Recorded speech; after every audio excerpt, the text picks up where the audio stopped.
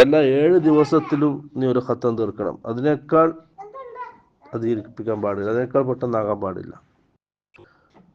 സഹാബി പറയാൻ ഫശദത്തു ഫശുദ്ദിദ അലയ്യ വഖാല ലി അന്നബിയു സല്ലല്ലാഹു അലൈഹി വസല്ലം, ഞാൻ കുറച്ച് കട്ടിക്കൂട്ടി പറഞ്ഞു, അതെനിക്ക് പിന്നീട് ഭാരമായി.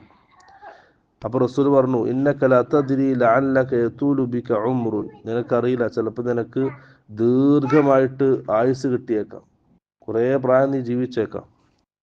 ഖാല, സഹാബി പറയാൻ ഫസിർതു ഇലല്ലദീ ഖാല ലി അന്നബിയു സല്ലല്ലാഹു അലൈഹി വസല്ലം, അന്നാ റസൂൽ പറഞ്ഞതിലേക്ക് ഞാൻ ഇപ്പോൾ എത്തി. ഫലമ്മ കബിർത്തു, ഞാൻ വലുതായപ്പോൾ, പ്രായമായപ്പോൾ, വദിത്തു അന്നി കുന്തു ഖബിൽതു റുഖ്സത നബിയില്ലാഹി സല്ലല്ലാഹു അലൈഹി വസല്ലം, അന്നാ നബി തന്ന ആ ഇളവ് അത് സ്വീകരിച്ചാൽ മതിയായിരുന്നു എന്ന് ഞാൻ ആഗ്രഹിച്ചു. കാരണം അത്